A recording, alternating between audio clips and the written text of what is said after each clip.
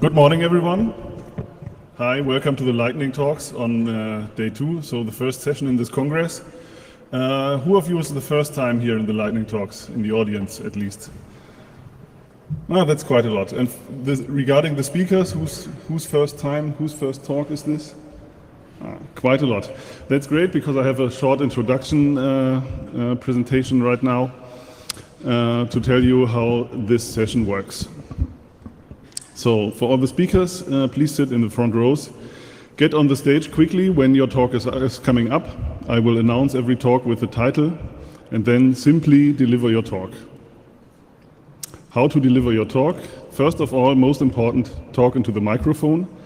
Don't go away from the microphone. So as soon as your hands leave the podium, you can no longer hear me. Don't turn around to look at your slides up there, because most of the time you can't hear what is being said. You have a monitor down here where you can see the slides, and no need to turn around. Then use the clicker to advance the slides. The clicker is here, find it here and leave it here after you are ready. And stay calm, talk loud and clearly. Finish on time, which is very important. Get your applause and leave the stage.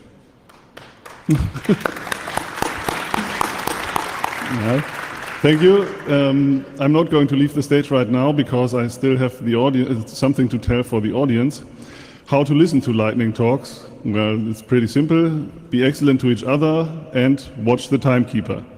The timekeeper is this device here, which was created by Big Alex over there, who's operating it right now, and he will briefly explain how this thing works.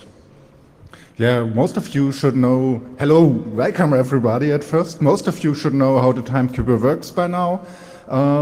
It signals you the remaining time for your talk. When you have 5 minutes, as long as it's green, you're in the first 4 minutes of your talk, and then it goes up like this.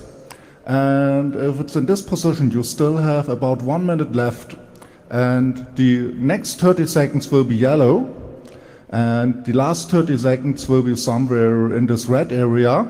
And when it's about this, I need your support. I think you know how this works. It's 5, 4, 3, 2, 1. I think this worked well.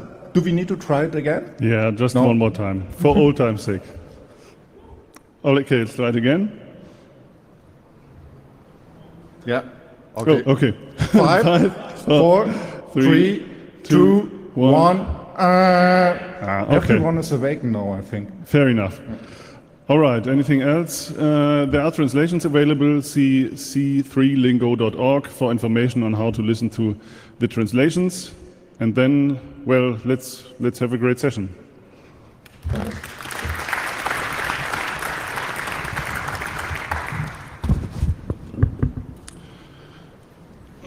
So first up is a mailman.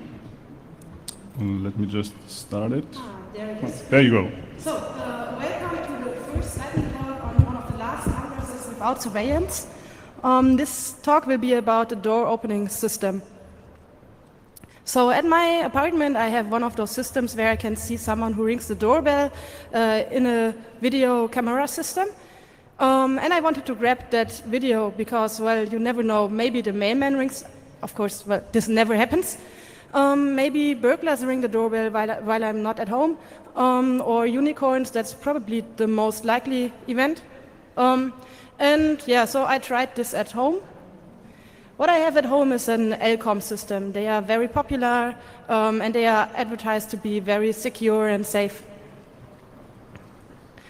My solution was just buying another adapter from LCOM, and then another USB video adapter, and then I can run this on Linux and grab the video. Pretty easy, pretty cheap. And then I have some solution with FFmpeg mancoder just to check if the video is there, or if it's just a gray image. And some more magic going on to send a notification to my smartphone, and also to get the last image so that I see who was ringing the doorbell. That worked well, And 5 minutes after installing, I get the first notification saying, someone rang your doorbell. I was like, ooh, did I script something wrong? Checked all the scripts? No. Checked the last image. There is an image. It's a person I don't know. What is going on? Well, what is going on? I see my videos, but I also see the videos of all neighbors, and we are 19 parties living there. So it works well, but not as I wanted to use it. And then I asked the support, of course, like, did I do something wrong? Is this how it should be? Do I need to couple it to my doorbell signal to just grab my video, or how does it work? And I said, yeah, that's how it works. It's a feature. So the legal implications are a bit funny, so to say, because so I just saw that the videos, they always last 3.5 minutes. So even if I hang up the doorbell, then I will always still get a long video. So even if you don't see the video, it's still recorded, or at least streamed and can be recorded. What I didn't try so far is faking a signal of ringing a doorbell. So if I would ring a door that doesn't exist, for example, I might be able to just ring without really ringing somewhere and then recording forever, and then it would really be a surveillance camera. And in German law, it's a bit different. So the current legal implication would be it should just be 1 minute and so on, and people should be aware if they are recorded. So it's really strange. This should not be happening, and you should really consider that these cameras are surveillance cameras, even if they are not supposed to be. If you like this talk and want to see more about security, I also have a talk on day 4 about Bluetooth firmware security. And do you have any questions about this talk here? Okay, then one brief question to you. Who of you has a door opening system with a camera at home? Yes. Oh, yeah, that's really a few. That's great. Yeah. Then, who is the next speaker? Thank you.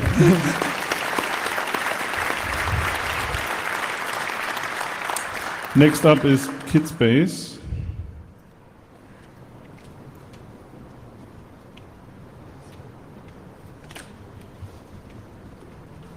Can you press F? Can you press F? Yeah, there you go.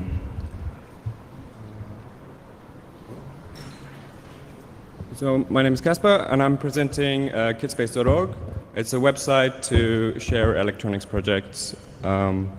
So the way electronics are assembled, the way electronics are put together is you have a printed circuit board and you have components that you solder onto the printed circuit board. You have through-hole components where the legs of the components go through the printed circuit board and you solder one side of them. You have surface mount components where they sit on top of the printed circuit board and you solder them onto the board with careful application of heat. You can do this by hand, like in this little video, or you can, if you have a lot of components and tiny pitch components, you probably want to have some sort of reflow process and use a solder paste. You can do this with a hacked toaster oven, and it really saves a lot of time and effort to do it that way. If you want to know more about how to do that, just check out your local hackerspace, check out obviously loads of workshops here at 35C3. Yeah, if that interests you, you should do that.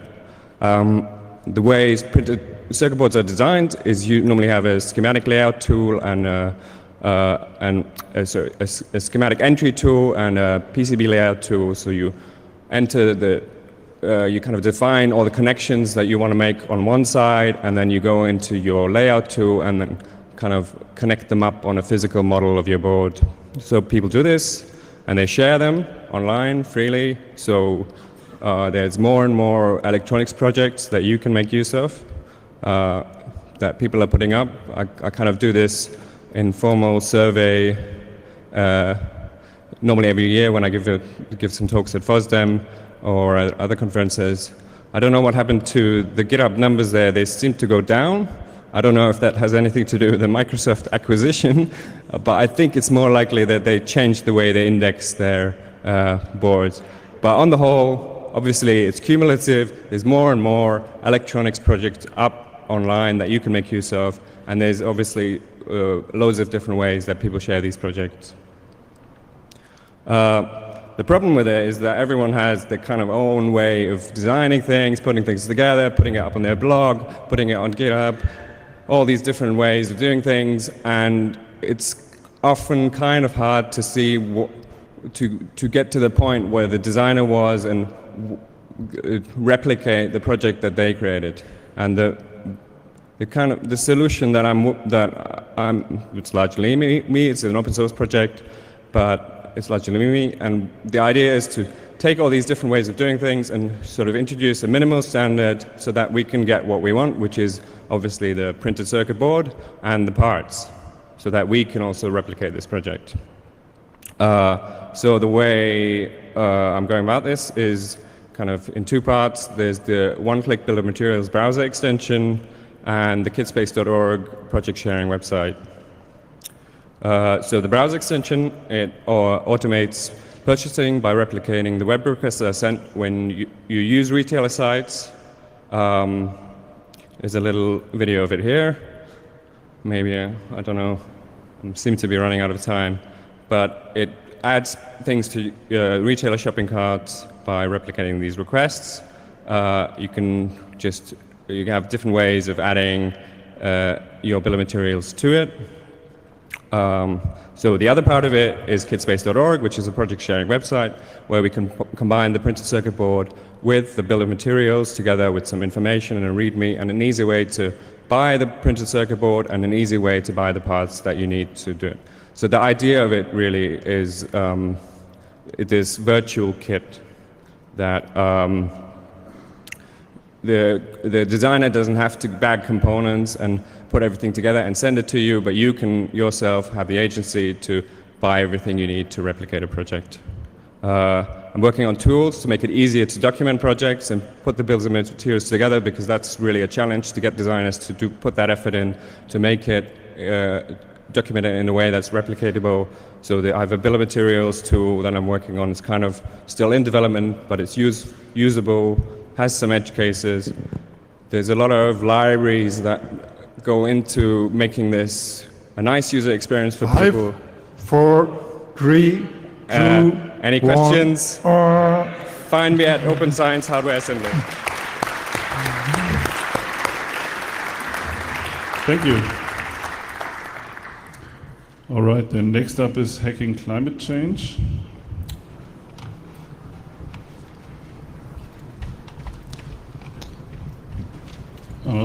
Don't hurry, I still have to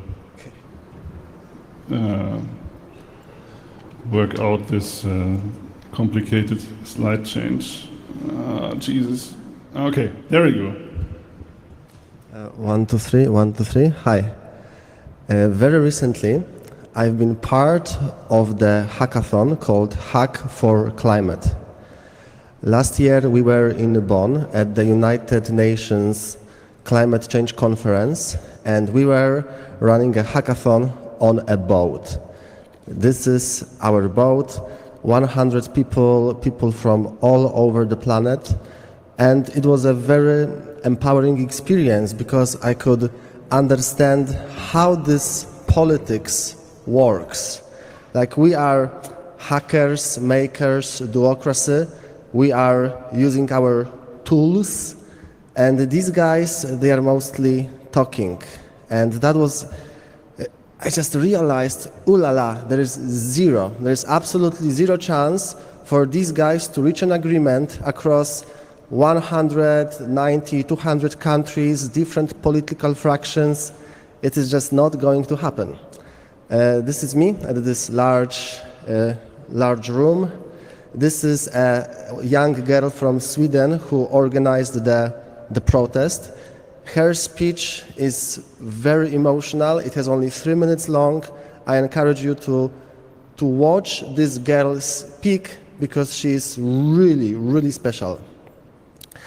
These are just some few pointers for you that ExxonMobil was funding climate change studies, but they were denying it. This is some article from more than 100 years ago that scientists were aware of climate change. This is the Lake Chad in Africa that is drastically reducing the surface area. This is the Aral Sea, and one of these islands, this was the biological weapons, playground, and now you can just go there by land. And if you happen to be in Kazakhstan, this is the only nuclear weapons testing site. So just a little tangent. Anyway, I just want to tell you that the climate change is for real. There are multiple feedback loops and tipping points that this is a very unstable and fragile organism. And there are different, I would say, civil disobedience, non-violent direct action, Extinction Rebellion, which originated in the UK and it's now international movement.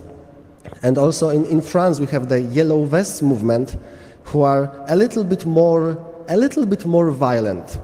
So I was just thinking, rather than trying to influence the government, rather than telling the government, hey, can you please do this, can you please do that, I was thinking about us becoming the government. Because that at Congress we are able to organize 10, 12, 15,000 people. This building has a capacity to sustain a civilization. I can imagine the hydroponic vertical gardens in this glass building in the middle. We can have one hall dedicated for, sleep, rest, recovery. And I think that we should think about tools, how we can organize ourselves to be more active on the political scene. This is the session that I'm organizing in about 1 hour.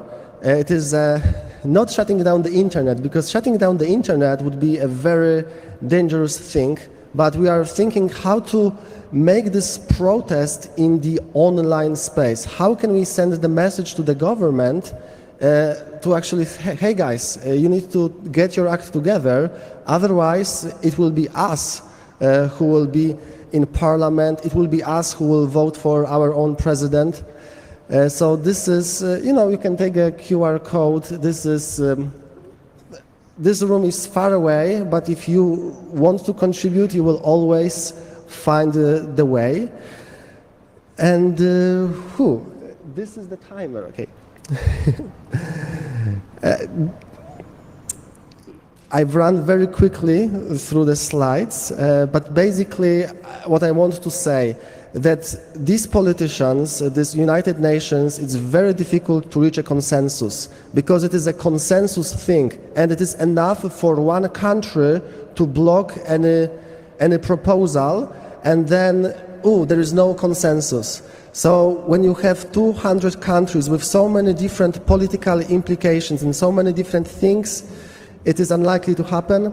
And I'm inviting you to join the session, planning how we can protest, how we can organize, what can we do to act together. 5, 4, 3, 2, 1. Thank you.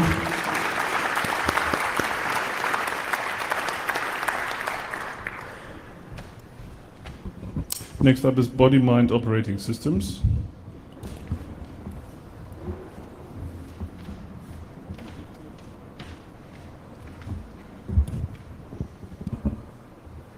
Hello everyone, my name is Dimitri from Nodus Labs, and I want to talk about body-mind operating systems.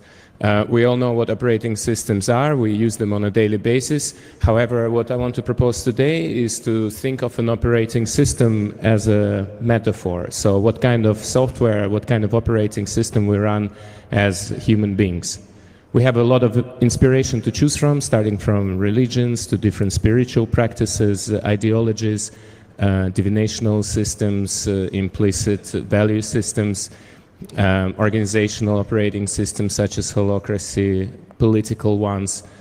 Hip-hop can also be seen as an operating system in terms of an attitude that it proposes, scientific operating system. So we have a lot, and what I want to put out there is that I think just like it's important to look into the code of the software and hardware that we use, it's also important to look at the behavior patterns that we have at our habits, at what we learned through our culture, through education, and to question it, to find the code, to reverse engineer it, and to change it to keep the stuff that we like, and to get rid of the stuff that we don't like.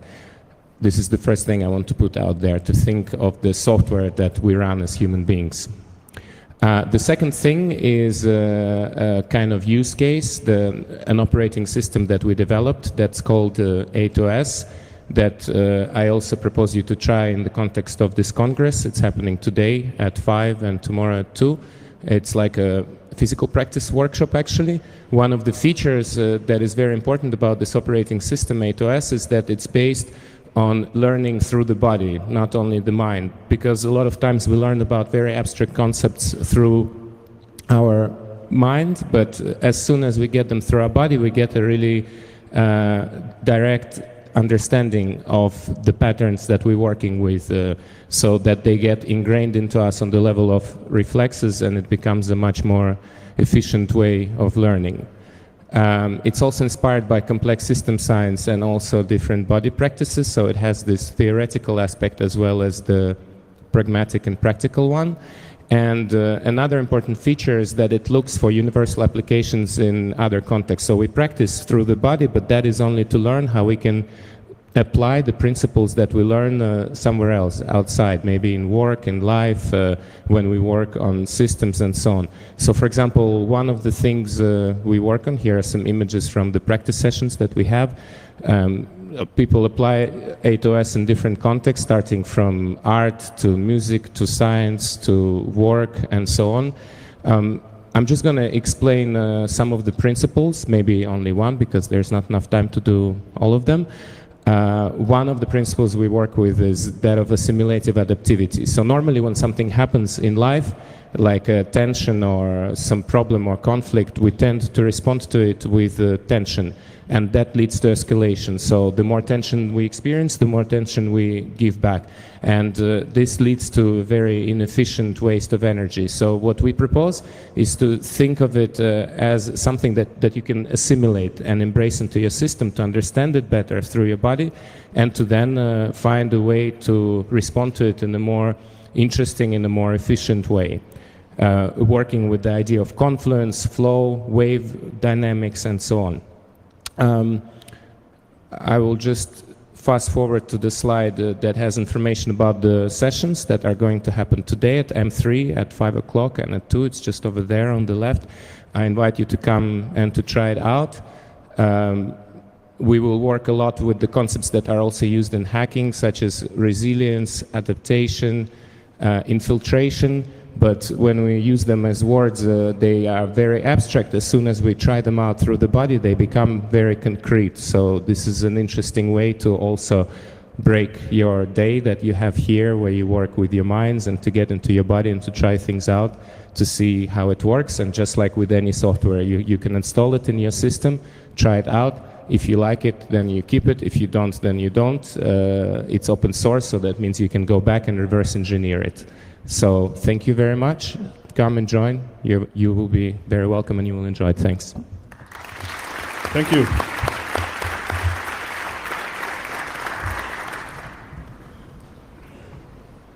Okay, cheapest power side channels is up next.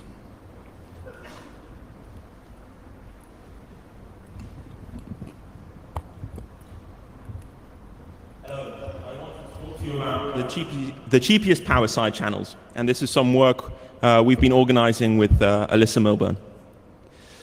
So what are these side channels? Well, if you have a microprocessor, maybe it has a secret key inside and you want the secret key. So you can send it some input, maybe you can see some output, but you can certainly monitor the power usage. And if you can do this, hopefully you can recover the key.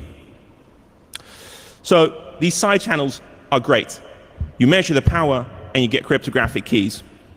But we are cheap and lazy. We don't want to buy an oscilloscope, and all this analog stuff is complicated, and it's a lot of maths. We just want the keys. So these oscilloscopes are expensive, and people have tried to make them cheaper. But at the end of the day, this is still a lot of beer. Therefore, we've built the horoscope. It's approximately €5. It's basically an Xmega 32 breakout board, and this Xmega has a 12-bit ADC, which works at 2 megasamples per second. Also, it does glitching. So we have an oscilloscope, but now we need a target. So we've decided to use the Arduino Nano.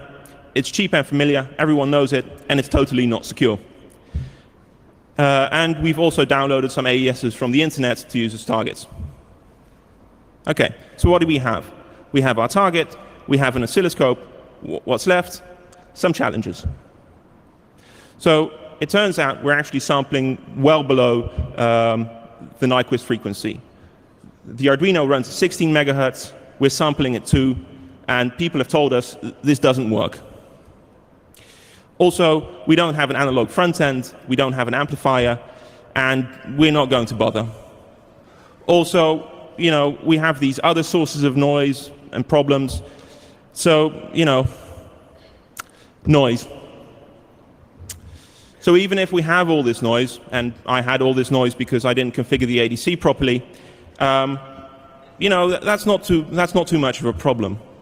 You just take 100 of these measurements, you average them, and you get, and suddenly an AES appears.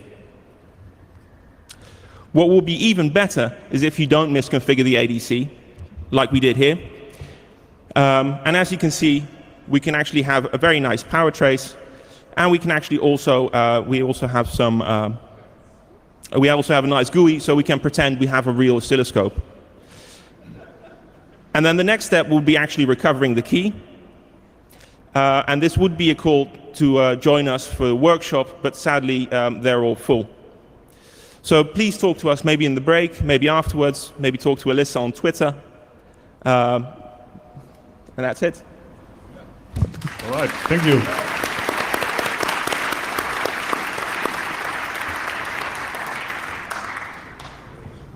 Well, so next up is we need to do better than Cyberpunk, I think, because I just closed my window where I have all the slides.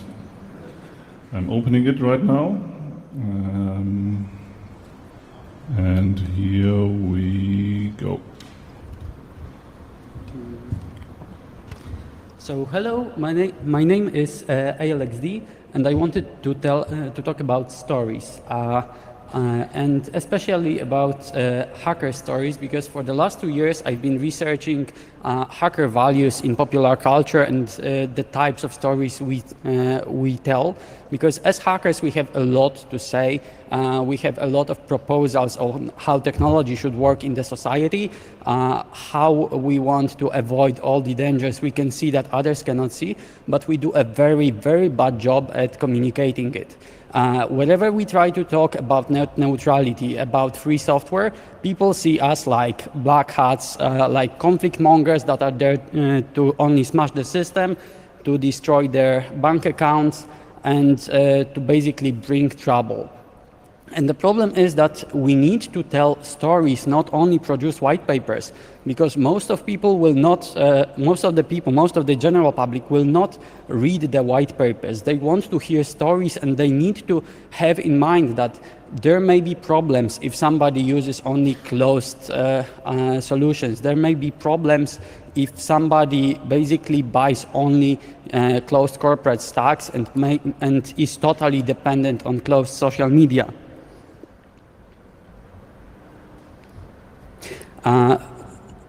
The cyberpunk genre started as a warning, but sadly it became our default future. And if you talk to a lot of non-technical people, you can see that they see cyberpunk as basically the future. If they see some new piece of technology, they don't say, oh, it's so futuristic. They say, oh, it's so cyberpunk. And especially outside of Europe, outside of the US, you can see a lot of makers, a lot of people that are actually wishing for a cyberpunk future because they wish for better technology, for better integration of technology with our bodies, completely ignoring the fact that cyberpunk actually proposes a lot more, that cyberpunk introduces the constant surveillance, the mega corporations, and total lack of power among the regular people. And this all comes in a bundle. So wherever people dream of cyberpunk future, we actually normalize those things. And it's much easier to accept surveillance. It's much easier not to rebel against corporations, against a lot of solutions that are bad for society if we see it constantly. The stories that we tell as hackers are usually stories of rebellion against that. And hackers are, again, seen as some exceptional individuals that are fighting the system, and is always fighting the system. There are very, very, very few works that actually tell about our values, about free software, about technological neutrality, that are accessible to regular people, that can talk about the whole society. And sadly, with those, we only strengthen dystopias, because we agree to actually be written in the cyberpunk narrative as those fighters that are the element of the cyberpunk, and also we alienate ourselves farther from the society, and people in governments, people in different councils are much less likely to talk to us when it comes to giving any advice, because we are the conflict mongers. There is an alternative, that's a chance that we can take. There is a new genre which is being created right now. The name is solarpunk, and it's supposed to be an alternative to the cyberpunk future. Solarpunk is a utopia, or at least a hopeful future. It's a future that is available for everybody, not for only exceptional individuals, which is very green and eco-friendly, where everything is designed to be as green as possible, where there are horizontal power structures. So the things that we know from our hackerspaces, the things that we know from the anarchism that is all around us at CCC, they propose it for the whole society, so that every school teacher, every baker, every average regular person is able to take part in that. And this is a great platform for us to tell the actual hacker stories, to tell about our adventures, our problems that we have as society within our groups, and platform to tell about distributed technology and open source and free software. So I want to tell about hackerspaces in this way. This is an art that was created by Mike Luzzi, and please contact me on my email or Mastodon if you would like to discuss this topic. Thank you. Thank you. Thank you very much. The next talk you're going to listen is Event Fahrplan by TBSR PRS. Here he comes. And here are the slides. Hello, everyone. Nice to see you. Thank you for coming. Quick show of hands. Who does not use a smartphone? What I really want to ask is, like, who knows somebody who doesn't use a smartphone? Yeah, okay, that's a lot. Sorry for you. This is about smartphones, and actually, it's about Android smartphones. I hope those iPhone users still stay around. Most of the talk also applies for iPhones, although this is about the event schedule. So my name is Tobias, and I'm maintaining this app for a while, and I want to tell you about it. I hope it's not too boring, because most of you maybe know the app, but I start with the basics because there are newcomers here. So it looks like this. What actually brought me to this app is actually this grid view where you can compare things on the same level. You see what happens at the same time. I hope you also rotate your phone, because the same is possible on the phone if you don't use a tablet. And that's like the selling feature for me, but there's of course more. The basic stuff is you can select your favorites, watch them, delete them. You can export them. I don't know if many people found that because the app does not use any tracking, so I'm totally blind of what you do or what you don't. There's this share button to export favorites, and you can kind of change the style how the favorites are visualized in the grid view. Alarms. You can set up alarms for talks, so you're reminded up front. So you can go to a talk that is like far away on the other side of the Congress building, and inspect the list of alarms, and also customize things about the alarms, so the default timing and like the tone. There's schedule updates, which are pretty recent here on Congress because there's so many stages and everyone changes things now and then, and so you get a lot of notifications that you can mute if you want. So you can disable the updates in total and just press the refresh button, or you can go into the Android settings and mute the channel for those updates. That's something you can do. There's more things, so you can put the events into your personal calendar on the phone, share them on Twitter or whatever. You can vote, and I encourage to do that. Like all the talks have a voting backend, which I redirect to, and then you can give feedback to the speakers. There's like stars, but you can also write a text. And that's very valuable, so people know how they performed. Last but not least, there's an integration with the navigation app, the C3 Nav project. Very good project to get you around the building. There's an extra app you have to install, otherwise it redirects you to the website. Short introduction to the backend. What basically happens in the background is that there's a lot of stages like this, and they all have their own system to organize the talks.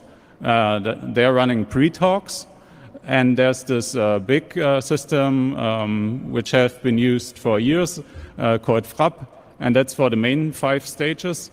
And the VOC team collects all the data and aggregates it into one file. And what the schedule app basically does is just fetching an XML file. And that comes with advantages and disadvantages because there's different systems and different formats, timestamps, time zones. Things can happen, things can go wrong, but by now it looks quite stable. This talk is titled One App to Serve You All. And what happens here is Congress gives you this app, but there's more. During the year, I deploy this app for other conferences, CCC conferences, and even more. And so the last year was a lot of work. There were a couple of conferences where this app came into play and was used by several users. And as you can see, there's a lot. Actually, it was 14 apps, and I had 56 releases over the time. And then back into 2017, as the same thing happened. And it all started with Tux Mobile, who actually created this project. I joined the project like 5 years ago, and it's open source. And the problem is there's many people using, but there's just one developer. And I'm very thankful for all the feedback and for the bugs, but this is a call for participation. And there's many things you can do. And there's a lot of things, even if you're not programming, that you can help with. And I encourage you to reach out and help with the project, because this is totally wrong at the moment. One developer won't survive. All right, thank you. Now, next up, Alex, do you know what's up next? I think it's... Oh, the yeah, next dip talk switches. is how to code with dip switches by Swally. Yeah, so this one is in the browser as well. F. There you go. Hi, I'm Swally and I code demos. My project started with the question, what's the minimum size of a demo you can do on an Atari 2600? I came up to the conclusion that it was something like 32 bytes because I needed some routines, some basic routines to get things done. But to me there was something missing to show how minimal and hardcore this is. Something that shows a real programmer as defined by XKCD. The discussion about this is, what is the real hardcore user interface you can use to code? Well, I don't even need that needle. I just use dip switches to come up with something that looks like this. So what I've got there is a board that has a 5-bit address decoder that selects one out of these 32 dip switches, 8-bit. These 8-bit data are written on the data bus if the ship select signal has been enabled. Diodes make sure that there's no short circuit. This also means that no cheating is possible because there are no programmable components used. It also means that I've been using much less space than the address space is. The 32 bytes I'm going to use are mirrored 128 times, and this will become very handy later on. The demo I coded is used for NTSC because in this context it's much easier for me to code 262 video lines of NTSC than 312 for PAL. This is what the opcodes that the CPU knows, and these are the only ones that are really useful in a 32-byte demo. So I need to give a bit of a background. When the CPU starts, there are two special memory addresses that are used. There are two others that are used as an interrupt vector. So, when the system is initialized, I have to do it myself. So I need to write something like the first 43 bytes of data, zero them out myself. Now let's take a look on how that can be achieved. This is a very minimum reset routine. I'm using an undocumented opcode to set 2 registers at once. Then I'm going to write in a loop the 0 that I've got there 256 times because it doesn't matter if I write more than the 43 bytes. But this can be optimized. I can go more minimum.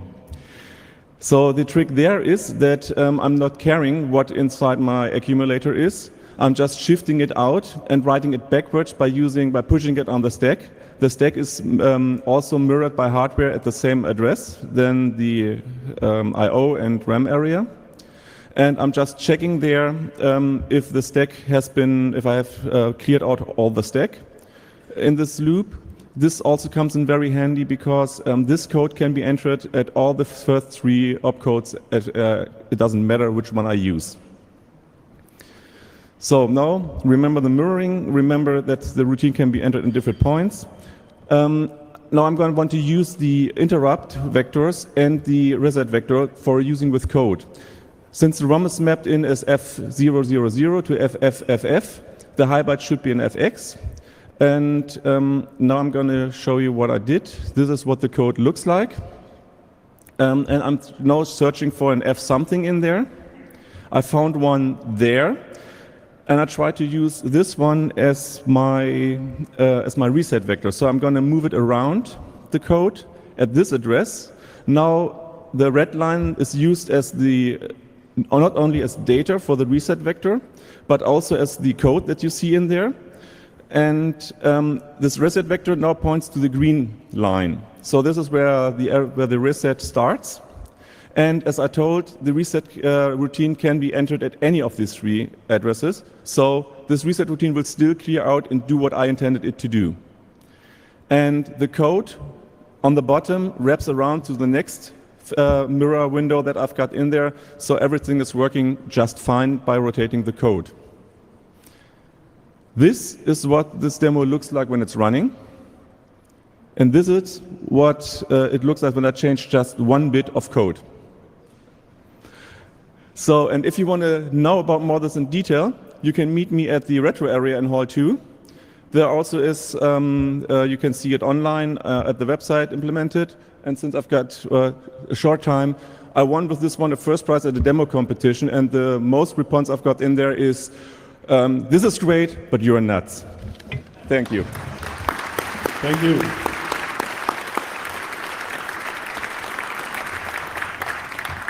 Yes, I want to close all my tabs. All right, then next up is make automotive great again. All right. It works. Hello, can you hear me? No, you have to stay closer to the mic. More close. Hello? You can also adjust it if you... If you take your hands from the lecture thingy, the microphone stops to work. Okay, let's try this. So, hello. I'm talking about automotive grade software. Who here in this hall is using a car or interacting with cars in any way? So some people are still awake. So I've got bad news for you, unfortunately. So the bad news is there's lots of computers in cars nowadays. So probably you know this already. I've put some asterisks in there where computers are stored normally. Most of these computers actually are of no big concern. So there are small computers. They basically help you with driving. They're safety related, so they can kill you, probably. But they're done by cool people that know what they're doing. And they're really small, and so the complexity is manageable. Yeah, so you really know how these interact. And then there's one other big computer, that's the infotainment system. And nobody cares about the infotainment system because that's just some kind of mobile phone that you use for showing navigation, and you can firewall it off. Yeah, and the problem now is that in the automotive industry there's hypes, and the current hype is autonomous driving. And if we draw network pictures for all these computers and cars, we see that somehow blue boxes pop up nowadays. And if we look at them more closely, these blue boxes are some kind of central computing clusters that are connected to everything inside the car. Because what they need to do is they need to get data from every sensor in that car, they need to do some kind of sensor fusion, and they need to do driving decisions, so they need to steer the brakes. And it's not only from inside the car, it's also from the outside. So you can see that there's a connection from that cloud giving data to that central computing cluster that then uses this data to steer your braking in the car. And this is fine. So what we did was we now connected all these nice little stars in my Mini to the Internet of Hate. And this is a bit complicated because that's something new for the automotive industry. So we now have highly complex systems, high performance processors that need safety and security. We don't know what security is. We don't know how safety works in these kinds of systems. What we do know is we need to go there fast because Tesla and Google and Uber already do something like this, so every car maker wants to have their own solution for that. And what do you do as a company if you don't know how to go there? So basically what you do is you ask around and then you buy knowledge. Yeah? So every major car maker nowadays bought a hypervisor startup, a cloud startup, a blockchain startup, a machine learning startup, and 2 or 3 cyber startups, because you can't have enough cyber in your systems. And the problem now is they still don't understand. Yeah? And there are big corporations that did things for decades, and they really need to understand security. That's obvious. I won't talk about security much longer. They also need to understand open source, because that industry is an industry fueled by NDAs, fueled by not invented here. So they are really trying to keep things secret. And we need to make them aware that on some parts of the systems, especially when it comes to safety and security, it might be a good idea to actually collaborate and do things in the open. And how do you do that in a big organization? So consulting doesn't work. what I really want to achieve is that the cars stay as nice as my Mini. So we won't have any Skynet and we won't have any big hacking going on in cars. And my proposal is to change the automotive industry from the inside. So what I actually want is I want you to join the automotive industry and to try to teach them how to build secure systems. And they're actually looking for you, and they know that they need that knowledge and that they need to build up that knowledge. But it's really tricky getting there because they are discouraging. Yeah, they are big corporations and they are slow and they don't know how software works. So really, we need to break that loop, get in there, change them. That's it. Right. Thank you. Next up is Strokes, helping you learn Chinese characters. Just a moment, please. There you go. Hello, can you hear me? All right. Yeah, a bit closer, I think. All right. So here's a too long didn't watch version of this presentation. So I started learning Chinese, and I found that basically learning how to write Chinese characters is pretty difficult. And I found an Android app. It's definitely super cool, but I decided to write something else based on it, and I'm gonna show it and invite you to collaborate. Actually, that was meant to be an animation. Okay, so I started learning Chinese about a year ago, and I found this application called Inkstone, which I definitely recommend. It's an Android application that's meant to teach you how to write characters. You basically learn stroke by stroke how to write the characters that you choose. And the thing that I didn't like about it was that it's not really in paper, so you don't really get the feedback if you get anything wrong. And because of that, I decided to write something else, something of my own. So here's a quick fact about the Chinese characters.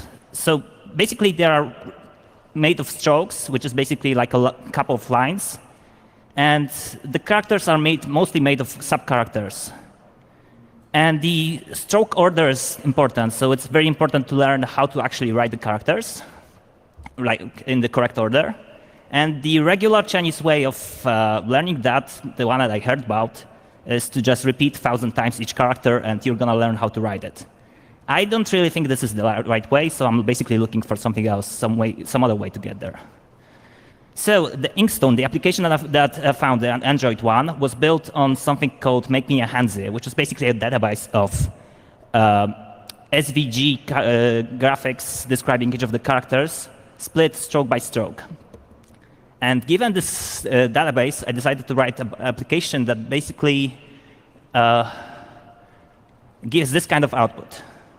So here we are learning 4 characters. And you can see that it's split into groups. And for each of the characters, there is like 4 groups of 4 tiles. Stroke by stroke, you are learning first the new stroke, then all strokes so far, then all the strokes in context, and then you are supposed to learn the geometry by putting it with no aids, with no help. And then once you learn the characters, you are expected to recall them from memory, which is what the empty tiles are meant for. And in the current form, it's hosted on strokes.ovh, but I would expect it to go down in like a couple of minutes, given the volume of the amount of people here. So basically, here are a couple of links explaining the logic, the reasoning that basically my reasoning behind the application, how I chose its design and so far. And given that I expect the server to go down, here's the way to actually run it locally. And here are the ways you could help me. So first of all, I made a list of GitHub issues. You could basically just take a look at this and see if there's anything you could help me with. Most preferably, it would be best if I could find somebody that is like fluent with Flask, some way to actually make the user experience more reasonable than it is right now, because I can see many modes of learning, but it's not really, the application isn't there yet in this particular regard. I could definitely use some feedback. So if you know some kind of Chinese teacher that would basically that is willing to try it out in a classroom, that would be great if I could find out if it's already working for them or if there's something I could change. And I guess that's it. So my name is Dita, and my email is basically my username at gmail.com, and at the top right piece of the screen you can see the link to the presentation. Thank you. Thank you. Next up is dissolving GAFAM a bit at a time.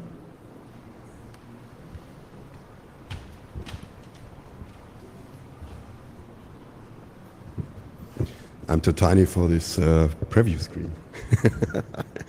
Hello, Congress. Wash your hands. And who knows what GAFAM is? That's an abbreviation meaning Google, Android, Facebook, Amazon, and Microsoft. So these are the IT multis. This talk is a little bit a sequel or continued talk to what I said last year about self-hosted microblogging. So dissolving GAFAM a bit at a time.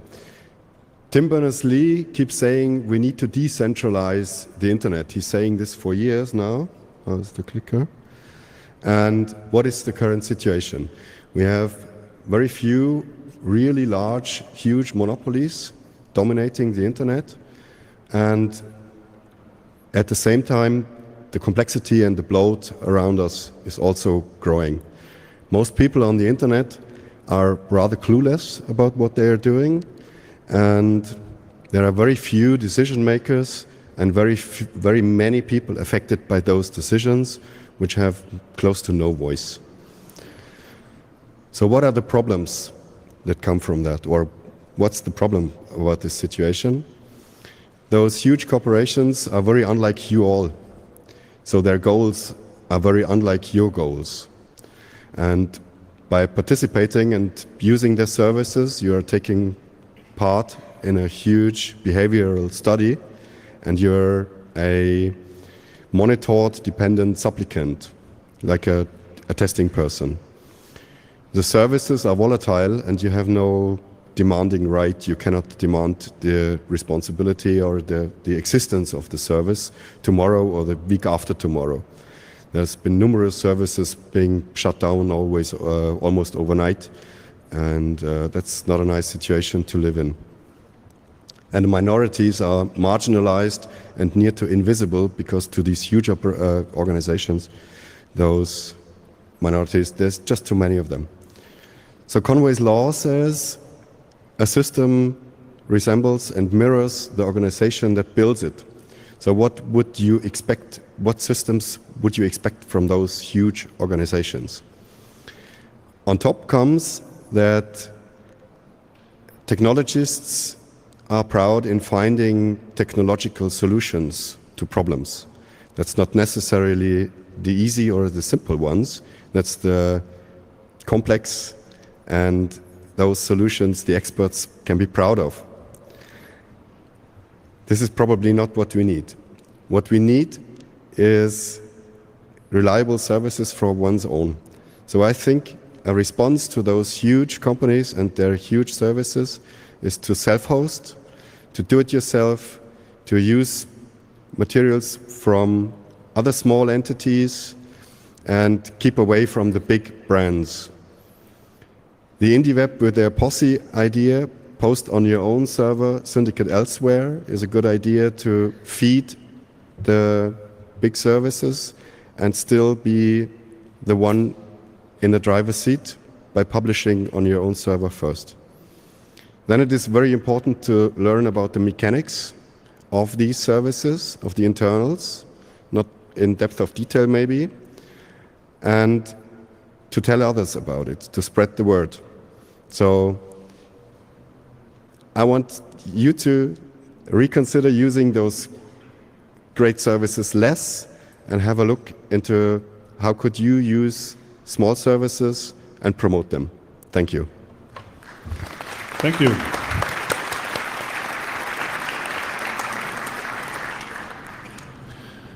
Next up is a German talk, Open Source im ERV am Beispiel von JLawyer. After this talk we are going to have a 15-minute break until 12:50, so if you want to change rooms because you want to see another talk or something, then you can do it after this talk. And we just go ahead right now. Hallo zusammen, mein Name ist Christoph Müller. Ich bin Rechtsanwalt und Anwender. Bisschen näher ans Mikrofon, man hört dich gar nicht. So, hallo zusammen. Mein Name ist Christoph Müller. Ich bin Rechtsanwalt und Anwender von jlawyer.org. Ich habe meine komplette Kanzlei auf Linux laufen, was ein bisschen aufwendig ist und vor allem eigentlich in dem System, in dem ich mich als Anwalt bewege, nicht so richtig reinpasst. Ich muss mich zukünftig und auch schon jetzt mit dem elektronischen Rechtsverkehr, dem sogenannten ERV, auseinandersetzen. Das heißt, die Justiz benutzt bestimmte Protokolle, um miteinander zu kommunizieren, insbesondere Gerichte untereinander, aber auch andere Teilnehmer am elektronischen Rechtsverkehr sind vorhanden. Für mich als Rechtsanwalt ist es auf jeden Fall wichtig, dass ich eine Verbindung zu den Gerichten habe, aber ich habe auch andere Teilnehmer, die gegnerischen Rechtsanwälte natürlich, die Notare oder Behörden, und wenn es gut läuft, kann ich auch noch meinen Mandanten damit reinbringen. Was mich dazu bringt, dass ich diese Punkte alle irgendwie unter einen Hut bringen kann. Ein Großteil meiner Kollegen, wie auch ich, benutzt dafür eine entsprechende Software, eine Kanzleisoftware. Das ist allerdings ein Problem, nämlich dahingehend, dass diese Kanzleisoftwaren, die existieren, vornehmlich proprietär sind. Wir haben also Abhängigkeiten von unseren Anbietern. Wir haben das Problem, dass ich Vorgaben habe von meinen Anbietern für meine Kanzleisoftwaren, wie ich arbeiten muss, und ich habe natürlich auch das Problem, dass ich da nicht wieder rauskomme, weil ich im Zweifel mein ganzes System darauf abgestellt habe, und wenn da der Support endet oder sich in eine falsche Richtung entwickelt, komme ich nicht mehr weiter. Wie überall in der digitalen Welt könnte Open Source hier eine Möglichkeit bieten, diese Probleme jedenfalls ansatzweise zu lösen. Vorteile sind auf jeden Fall, dass ich mit offenen Formaten eine Langzeitarchivierung habe. Das heißt, ich dann auch nicht das Problem habe, dass ich von bestimmten Programmen oder Dokumenten abhängig gemacht werde und damit eventuell gar nicht sicher meiner Archivierung nachkommen kann, die ich brauche. Der Vorteil ist auch, dass ich natürlich bestimmte Sachen anpassen kann und den eigenen Bedürfnissen Rechnung tragen kann. Dazu kommt, dass wenn man sich engagiert, man natürlich auch sehr gut die Weiterentwicklung steuern kann und eben nicht abhängig ist von den Vorstellungen und Ideen der Softwareanbieter, die häufig ihre Großkunden haben und deren Gedanken oder deren Organisationsplänen nachkommen. Für mich ist natürlich Open Source auch deshalb interessant, weil ich als Linux-Nutzer sehr gerne auch ein Programm hätte, was bei mir läuft, ohne noch eine virtuelle Windows-Maschine laufen zu lassen, weshalb ich mich dann am Schluss auch für den JLawyer entschieden habe. Eine Adress- und Aktenverwaltung ist bei dem selbstverständlich. Das RVG, das Rechtsanwaltsvergütungsgesetz, ist gerade implementiert worden. Zukünftig geht es darum, auch weitere Sachen in der Finanzverwaltung, insbesondere Buchhaltung, Aktenkonto etc. zu haben. Und dann gibt es noch das allergrößte Problem, das allseits bekannte BEA. Das ist hier auf dem Kongress ja spätestens seit letztem Jahr schon mal in aller Munde gewesen. Dort ist es so, dass die Anpassung für das oder die Implementierung für das erste Quartal 2019 geplant ist. Allerdings ist das BEA selbst hochgradig proprietär und die Zusammenarbeit mit den Anbietern, also insbesondere der Bundesrechtsanwaltskammer, die das bereitstellt, und den dortigen Serviceanbietern ist nicht das einfachste, sodass das eine große Herausforderung ist, insbesondere für ein so noch relativ kleines Projekt wie den JLawyer. Wo soll die Reise hingehen? Wir möchten natürlich weiterhin fördern, dass Open Source in der Anwaltskanzlei möglich ist. Dazu gehören nicht nur ich, sondern auch viele andere Kollegen, die dort bereits progressiv sind und versuchen, das Ganze voranzubringen. Selbstverständlich haben wir allerdings das Problem, dass wir Vorgaben haben gesetzlicher Art, nämlich bestimmte Sachen wie das BEA zu nutzen, sodass wir uns dort anpassen müssen. Ein großer Vorteil ist es allerdings weiterhin, dass wir selbst unsere Entwicklung vorantreiben können. Deswegen fordere ich oder würde ich mich sehr freuen, wenn alle Anwaltskollegen, aber auch alle Softwareentwickler uns bei dieser Sache unterstützen würden und den J-Lawyer zu einer guten Alternative zu den proprietären Modellen zu bringen. Vielen Dank. Danke. All right, then we're going to take a 15-minute break now. I don't know, grab a beverage, take a walk, take the trash out, do whatever you like, but be here in 15 minutes at 12:50, where we continue with the next half of this session. All right, we're going to continue now with the second part of the Lightning Talk session. The next talk is going to be Gender and IoT. One announcement I was told I have to make is that please don't sit on the tables you find here. We have lots of chairs, don't sit on any tables. Those tables are very dedicated creatures. All right, then let's continue with the talks. Gender and IoT. Can you put up the slides? Video team, can you put up the slides from the presentation notebook? There you go. Thanks. Okay, thank you very much, and good afternoon. My name is Leonie Tanzer. I'm lecturer in International Security and Emerging Technologies from UCL, and I'm also principal investigator of a research project called Gender and IoT, which I'd like to present to you today, and kind of use this as an opportunity for a call for action. Now, the title of the talk and also our research project already encompasses the buzzword IoT, and I'm sure some of you probably roll their eyes and think, oh my God, what is she talking about?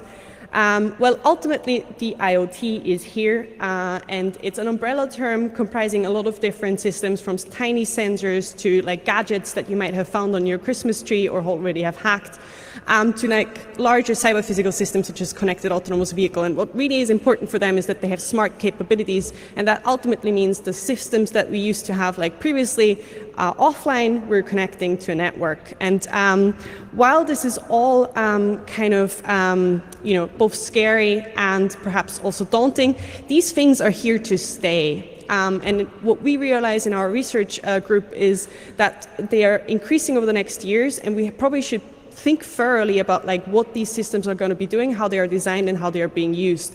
So here just some stats. They are pure estimates. We have probably no clear vision of what the world will look like in 2030, but nevertheless, we do expect that they increase over the next year. Now, there's a lot of risk, uncertainties, and opportunities, but one thing that most people don't really look at, especially when it comes to research, but also industry actors, is the aspects of how these systems affect some of the most vulnerable groups in our society. The majority of research currently thinks more about the technical aspects around security, safety, or about the economic incentives that these systems provide, but less and less people focus on the aspects of how these systems can be abused. And that's actually a really fundamental question we should ask before we put those systems out into the wild. And to put that into context, technology facilitated abuse, and that ranges from cyber stalking, which was subject of certain talks over the last days, but also aspects such as online harassment, are issues that we already face now, where we just have a lot of systems that are like tablets, laptops, and smartphones. So for example, here's a statistic from one organization in the UK called Refuge. Just from January to August 2018, so this year, there were 920 recorded survivors from technology-facilitated abuse. Now, this is a really big category that ranges from kind of online banking that was abused to text messages that people have received. But what our project really tries to do is move away from these kind of, and I'd say it in brackets, conventional cyber risks, to thinking more about like what the future will look like. And if you haven't had the chance to watch Demon Seeds, I highly recommend this film. It's from 1977, and it basically looks at aspects that we have to focus on with regards to IoT systems. Now, we're a project team of computer scientists and HCI research and social scientists, and we try to basically produce something called, which we like to say, action research. We don't just go off into the lab, test systems, and then come back and say, ta-da, that's the solution, but rather we work with stakeholder groups such as the London Violence Against Women and Girls Consortium, which are basically 29 refugees and women organisations in London, but also Privacy International and a research group called Petras. And our aim is basically to think about the role, impact, but also the risk trajectories and the awareness that currently support services have when it comes to IoT. And I will tell you, there's little awareness on these issues as of now. And what we've done so far is we work with these communities that provide support for victims and survivors. We run workshops, we do interviews, we even run a crypto party for the support services because we think that they need to have more capabilities to tackle these issues and know better how to deal with them. But also we currently are conducting a technical analysis of kind of common gadgets that people have in their smart home. And the insights that we have found so far are pretty daunting. And that's also why I'm standing here today, because the support services that basically are there to help victims and survivors are often really lacking awareness of what systems are being used and abused. And also the police is often pretty unaware of what IoT systems capabilities are. And so what we're doing currently is not just conducting research trying to understand the phenomena, but also providing services such as information leaflets and others. So I think there's a lot of responsibility here and I hope that, for example, the hacker community would be interested in talking more about with support services to deal with that emerging risk, including industry, politics and society.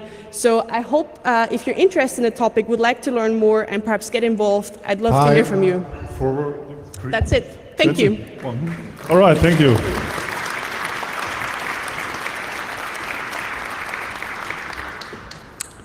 Next up is chiptunes on AT-Tiny4.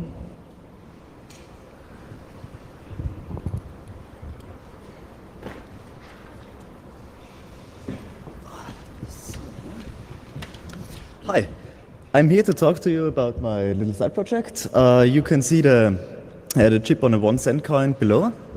It's Atmel's smallest microcontroller they offer, both in size and on program memory. It's 2.9 by 1.6 millimeters. Inspiration for this project came from this computer file video you might have seen of Rob Miles and of Dojo's noise plug, which uses the AT-Tiny9, which is one size up. Here you can see the development board I brought with me. The AT-Tiny4 has 512 bytes of ROM, 32 bytes of RAM, and 16 registers, and 1 timer. On the right, my setup. I'm using only open source software for this, so the GNU AVR toolchain and the USB AVR programmer. Since this is such a small microcontroller, I went to the route of hand transcribing Rob's original C program into assembler, and for this I something I call fake assembler, which is just a bunch of C macros that implements a subset of the assembler macros. And whenever I do a change, I run it through this little shell pipeline, which checks if the output is still the same and then automatically commits. There are about 150 commits that are all labeled new version. In the end, of course, removing those idiosyncrasies and implementing the initializing stuff, and that's about it. The AT-Tiny4, again, very small program memory. That was one of the objectives. Also, I wanted to run it at 4 megahertz, so I can run up to down to 1.8 volts, which works perfect with the coin cell battery, and of course it should play a recognizable version of the tune. The first two were pretty easy. On the last one, I kind of ran out of debugging time, but you'll see that. Challenges were, of course, multiplication and division. It's pretty limited in space and time because of the 4 megahertz. So I went to the route of pretty much hard coding everything I can, and because I only needed very few parameters. Also, I never worked on the AT-Tiny4 before. It's very small again and doesn't have anything internal for debugging. Atmel provides a simulator, but that's proprietary and Windows only, so that was out of the question. And the open source simulators don't have support for this AT-Tiny10 core. So all I had was my oscilloscope and a lot of trial and error. Finally, I want to show you, listen to a few samples. Okay. Well, get in touch if you want to help me with debugging the final of the 4 voices. I'm also at the Hackaday assembly where you can have a closer look at the board. On the left, you see a QR code for this project. On the right, I've got a second project. Check it out if you want. Thanks. Thank you. I'm terribly sorry I just went ahead in time. Of course, the talk that was going to be was rabbit control. Are you here? I'm very sorry. All right, let's go then. Hello, we are Jorek and Ingo. Our background is, broadly speaking, creative coding and setting up interactive installations where we often face situations like this. We are setting up an installation and then last minute need to control one of the parameters or a couple of the parameters of the installation, like say the brightness of an animation or something, or the volume of the sound. And we've done this a couple of times. Everyone probably has done this a couple of times. You have an application, you open up a UDP port or a WebSocket port, define a little protocol and then create a little UI interface, maybe web interface, and send values back to your application. And this is a very cumbersome thing that we've done a couple of times, so we wanted to optimize this situation. We've come up with Rabbit Control. So Rabbit Control is a protocol which is made for UI control, as Jorek said already. One thing we really emphasize here is that you have like one client which can be used with many applications. With your application, it can be written in different languages. And what it basically does, the client is asking for a list of exposed parameters, let's say the volume or the brightness. And then knows how to draw user interface elements for each of the parameters. And then you can send back control values to the host application and therefore control the application. This is a very small example how you would use the server. You instantiate a server, you use a WebSocket transport in this case. The protocol itself is transport agnostic, so you can use more than one transport to it. Then you expose, in this case, a float parameter and set it a value, and that is all you have to do. So features of the protocol and APIs. It's an open protocol. We have defined many types with it, so you don't only have a control for float, but you also can control colors and vectors and matrices. Most important for me is like we have one generic client possibly that connects to a myriad of any application that you define and expose parameters with. So we're solving this problem once and for all to control applications remotely. The protocol is transport agnostic. At the moment we have WebSocket transport, but it's easy to add, say, serial transport or UDP or whatever one might need.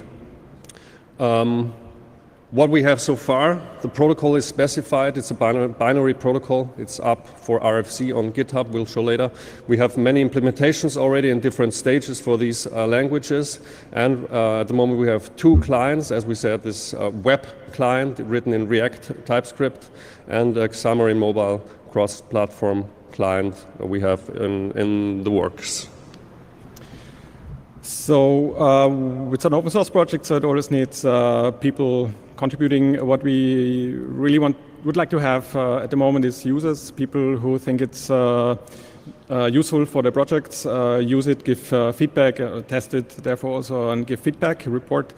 But also developers who can contribute to implement the protocol in different languages, tool makers of frameworks to embed it in the framework, to just use it out of the box. And if you want to get in touch with the project, here you have the contacts for it. The GitHub page, code is there, it's open source, as said already. And if you want to meet us, at 16 o'clock and 4 o'clock at Seabase Assembly, we will be there. We will demo, we will answer questions if you're interested and want to know more about it. Yeah, because obviously such a talk without a live demo is a bit stupid. Of such a system would be easily demoed live, so we'd be happy to show everyone anywhere. Contact us, and we are around for 2 more days, so we would be happy to show you how easy it is to use, and hopefully you will use it for your future projects. Thanks. Thank you. So then next up is IP over Web Avian Carrier. All right, there you go. I'm sorry for the mix-up. After this talk, everything should be on track again. Good morning. I'd like to propose a protocol, IP over Web Avian Carrier. And I use a lot of IP over avian carriers as specified in RFC 1149 and later extensions of the protocol. And how that works is that I have my IP datagram, I write it on a scroll of paper, put that on a leg of a homing pigeon. I own a couple of them and then send it away. And the homing pigeon finds the destination and then you can read the IP datagram again. Some limitations of the protocol, the MTU, the maximum transmission unit, depends on the carrier strength and the length of the leg of the pigeon. However, climate change changes our weather, and when the weather changes, homing pigeons get into trouble. And I had a lot of reliability issues lately. Storms and raptors are haunting my pigeons and thus harming my datagram transmission. In general, IP over avian carriers is not really up to the task for today's challenges. So we have limited bandwidth, we have high latency. So I was looking for a solution to that problem. And the solution is web avian carriers. And I figured out they're the perfect medium for IP datagram transmissions. So IP over web avian carrier is a link layer protocol that fits nicely into the stack. We don't have to change many things there. A little bit about the medium. It has medium properties that are advantageous to us, and there are some challenges in the medium. Let's talk first about the good parts. The medium has relaying. It's technically not necessary, but it adds a certain weight to certain IP datagrams, and it's basically that the link layer has a hive mind and can mark messages that are very important to more nodes in the network by relaying them. Some nodes in the network also strive for authentication, actively giving up their anonymity. And this is what we call node verification, and this is marked on the link layer with a blue check mark. There are some challenges to that medium. One very annoying is automatic error connection. Some nodes engage heavily in error correction activities. Error correcting datagram messages usually start with yes, but, or well, actually. And are often not very politely formulated. Error correction activity is believed to correlate with having little or no meaningful relationships with other humans. This applies to the humans running those error correcting nodes. In general, the link layer medium suffers from Godwin's laws that applies. Addressing on the medium is super easy. We just take the layer 3 addresses and convert them to so-called hashtags, dividing each octet by an underscore and adding the prefix length. The wire format is also very simple. It is not binary safe, that medium, so we have to base 64 encode the IP datagrams and then add the address to the end via a hashtag. So does it really work? Yes, it does, better than my slides scaling.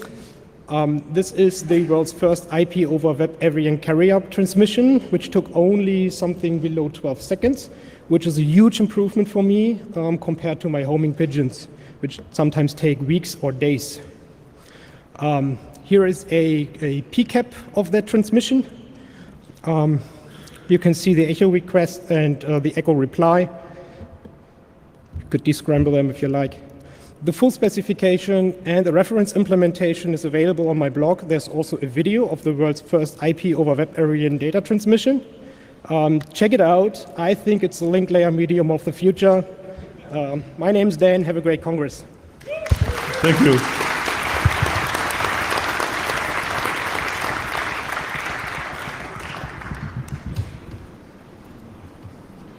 Next up is Feminism Matters.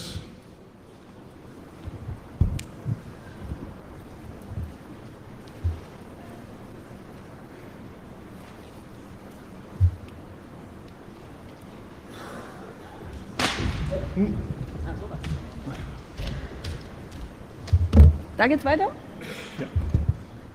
Ja, moin. I'm sorry this talk will be in German, but you can read everything in English. Jetzt geht's Deutsch weiter. Mein Name ist Lena Simon, ich bin Netzphilosophin und IT-Beraterin und engagiere mich bei den Hexen. Die werden euch gleich nochmal begegnen. Ich will einmal einen kleinen Moment über Feminismus reden mit euch. Und da will ich mit einem Lob einsteigen. In Relation zu den anderen, zu vielen anderen Veranstaltungen haben wir es hier auf dem Kongress eigentlich schon ziemlich gut. Also ärgert euch jetzt nicht, wenn ich Dinge sage. Das betrifft nicht immer hier alle Anwesenden.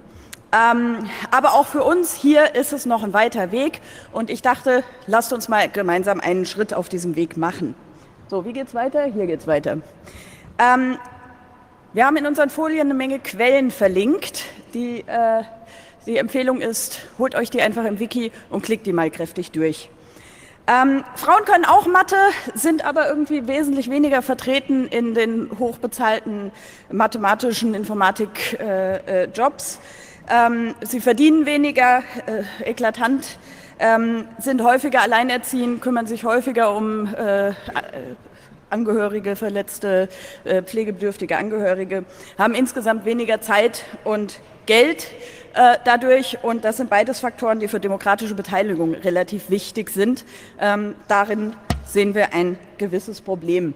Ein weiteres Problem, ach, ich sehe hier Folien, das ist ja super. Ein weiteres Problem ist, dass die Geschichten so aufgebaut sind, dass Frauen sie vielleicht hier die Folien nicht sehen können. Das ist jetzt ein wunderschönes Beispiel für Androzentrismus. Da wird nämlich der Mann zur Norm gemacht und die Frau ist halt die Abweichung. Das kann ganz fatale Folgen haben. In dem Moment, wo ich medizinische Erklärungen habe, die, ja, ein Herzinfarkt zum Beispiel, da wissen wir alle, wie das bei Männern aussieht. Bei Frauen äußert sich das anders und dadurch wird er auch wesentlich weniger schnell erkannt. Da kann das lebensgefährlich werden. Es geht aber auch an solchen Stellen bei uns in der Game-Szene zum Beispiel, dass einfach eine Menge verschiedene männliche Spielecharaktere vorhanden sind, die alle verschiedenen Charakter haben. Der eine spielt Fußball, der andere liest gerne. Und dann gibt es eben einen weiblichen Charakter und der zeichnet sich halt dadurch aus, dass er weiblich ist und, naja, vielleicht ein bisschen tussig oder so. Das ist blöd. Was wir auch leider hier auf dem Kongress durchaus vorkommen haben, sind irgendwelche doofen Fragen, wie bist du denn zur Technik gekommen? Ja, wie seid ihr es denn? Was ist denn das für eine Frage? Oder wenn mir jemand versuchen will, zu erklären, wie ich einen USB-Stick aushänge. Das sind so alles so Geschichten, Androzentrismus, schwierige Gelegenheit. Die Konsequenzen, Frauen sind schlecht präsentiert in den Parlamenten, in der Medizin sieht es ganz furchtbar aus. Guckt euch mal die Situation mit den Hebammen an.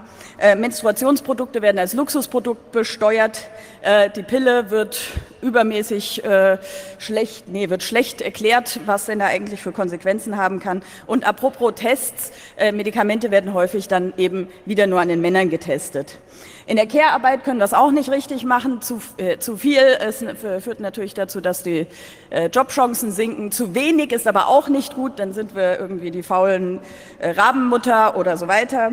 Wir haben Nachteile bei Einstellungen, sowohl auch, vielleicht habt ihr es mitgekriegt, wenn Code von Frauen, wenn da nicht dran steht, von wem, wie das Geschlecht der Person ist, die den geschrieben hat, wird der besser geratet. Wir sind Hass und Belästigung ausgesetzt an ganz vielen Stellen, wo wir zu unbequemen Themen den Mund aufmachen. Das ist nicht schön. Statistisch sollten wir uns vor allen Dingen vor unseren Partnern fürchten, denn in der Beziehung oder vom Ex-Partner droht uns eine Menge Gewalt. Wir werden auch aufgezogen mit der ständigen Befürchtung, dass sexuelle Belästigung irgendwie ein Thema sein könnte. Entsprechend passen wir auch unser Verhalten gerne mal an, setzen uns beispielsweise nur in bestimmte Wagen in der U-Bahn und das ist irgendwie unschön und schneidet die Freiheit ein. Wir haben hier ein paar Texte, wenn ihr weiterlesen wollt, die könnt ihr euch mal anschauen, die geben das ganz wunderschön zusammen. Und als nächstes, auch von den Hexen, sprechen Pico und Wiebke und erzählen euch, was wir Hexen uns überlegt haben, um an der Stelle ein paar Dinge zu ändern. Vielen Dank. Danke.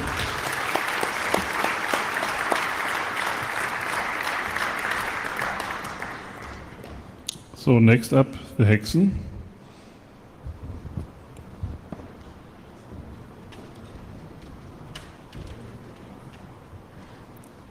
Also, this talk will be held in German, auch jetzt in Deutsch.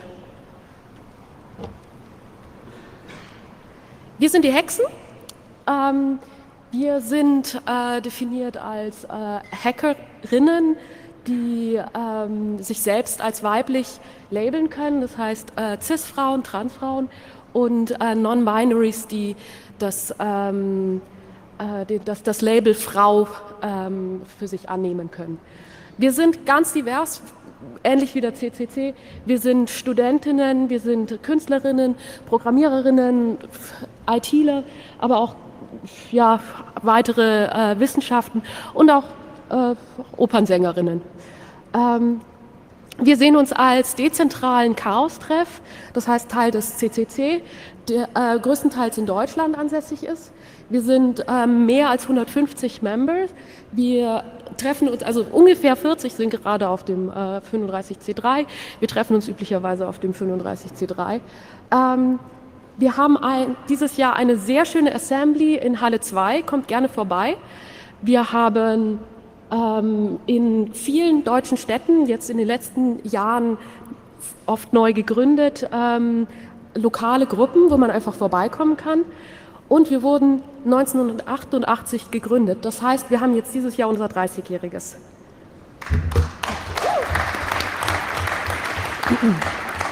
Ja, was sind konkrete Probleme, die wir adressieren? Wir haben es gerade schon bei Lena gehört.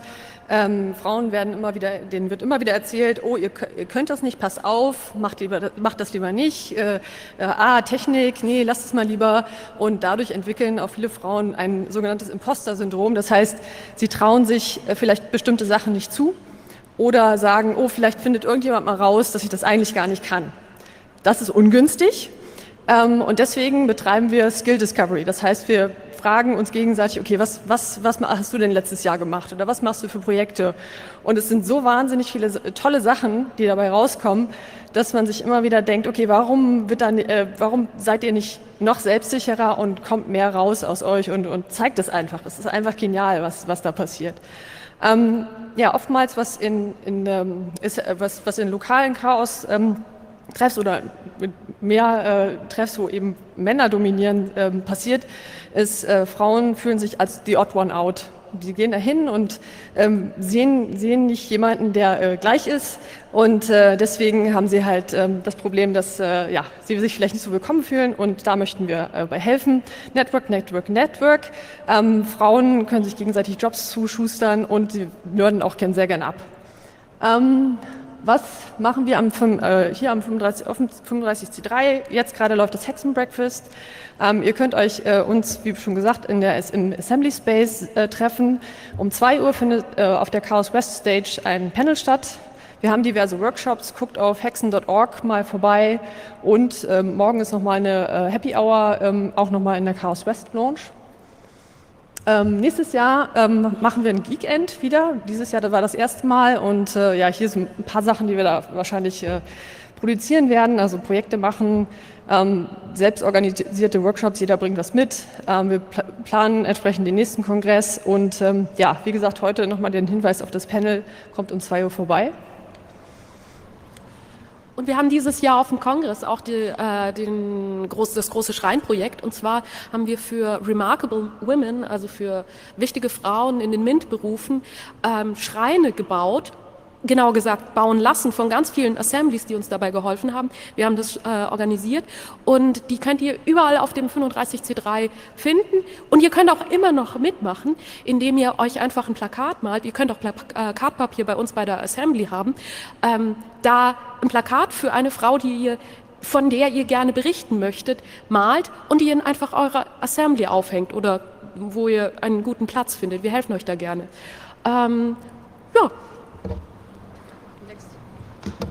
Das war's, vielen Dank.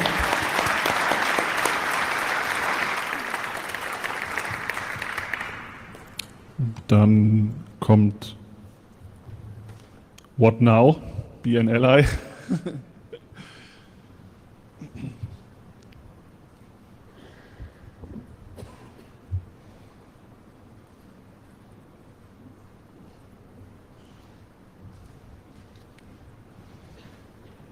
So we will go back to English now again. My name is Melsa actually, and since I made the slides most of them, I forgot to add my name on them, which is a very smart thing to do. What now? Now you've heard a lot about feminism and about the Hexen, but this doesn't mean that anything changes for you, right? So first of all, if you define yourself as female somehow, you can join the Hexen. So you can meet up at the Congress, write us an email, or meet us in our local groups. Even though we have around 5 local groups, there are even more Hexen around in the area, around Germany. So mail us and we will find one for you. But most of you do not, even in a slight bit, may identify themselves as female or can label themselves as female. So now you're sitting again in the audience and are watching these talks and also listen to the Me Too movement. You think, what can I do? You can read up. Sadly, you cannot join the Hexen, and we don't have an additional part for you to join in. But instead, you can vote properly for reproductive rights, equal pay, high female representation in the parliament, and high representation of any minority in the parliament, which is very important. So please read the party programs and do a wise choice. The second step you can do is read up. Read about unconscious bias, read up about diversity, read up about creating a positive environment, and about cooperation and conflict solving. The good thing about this, actually in the last years the Congress has made increasingly efforts about mediating conflicts. So we have people on site that know how positive environment works and how positive conflict solving works, so that in the end everybody is happy with the situation. And there will be a conflict solving workshop, I think tomorrow afternoon, in example by the Hexen, and I think I've seen other workshops as well. And the good thing is you don't even help only women, you help every introvert and every person who's trained to keep the opinion to themselves. So you make this environment better for everybody around you if you try it. And the most difficult thing about this diversity movement is probably that you need to try it out. This means you need to make mistakes. And we at the Hexen, we don't think that mistakes are in general a bad thing, even though trying out feminism and being for equal rights is a very difficult task. Still try it out, but please don't repeat the same mistake again. That's the deal, right? Never try it out the second time. Read up, listen, and just try out a different thing. That would be okay. To help you, again, we have given some more resources for you. There are some Women in Tech annual reports where they have asked the women who are working in the US about their problems and about their situations, etc. And you can start reading there. After that, you can go, most probably, if you're a person in power, you can look into mentoring, how and why mentoring women. There's a book out there which is written by 2 American Army profs. It's very short and it's very on the point and it's fully packed of resources. It's not a self-help feel better book, but it's really basically a scientific manual, very short but readable for normal humans. And it has a very weird undertone if you feel like a Marine when you read that book. But after that you know what you should do and you know where the pitfalls are and you are way more collected about the situation. So, and there's also some more materials about how being an ally, which means you cannot be female because you haven't decided to be female, but you can be an ally to all the minorities. We found one homepage where there's a lot of resources and where the voice and the opinion is very well thought. Maybe there is not every link we agree with, we don't know. You will find more probably something, but this is the point where you start to think and you try it out, you know, and you don't repeat the same mistake again. And after that, you can also read about an example, because this is always helpful. And we have recently seen the Hubble Committee publishing 2 reports about 2014 and 2018. And in 2014, they have tried a lot of things to counter bias in giving Hubble telescope time to also female lead groups. And only in 2018, where they introduced a double-blind review process, they were able to succeed. Anything else didn't work. So maybe this is a suggestion for the future, probably for the Congress. And today, hey, come on. As we told you, we have a panel at 2 o'clock. And tomorrow evening, it's the Hexen and Friends party, so you can join in too. And we have a drum and bass set playing there. So have fun. See you around. Thank you.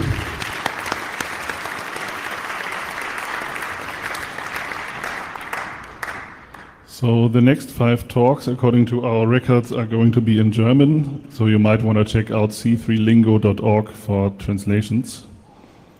Next up is Faire Elektronik.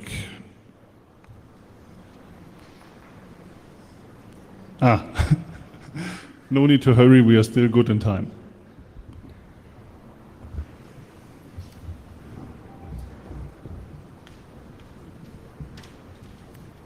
Hallo. Okay, mein Name ist Verena Kaiser. Ich arbeite für Naga IT, einen Verein, der seit 2009 eine faire Computermaus herstellt.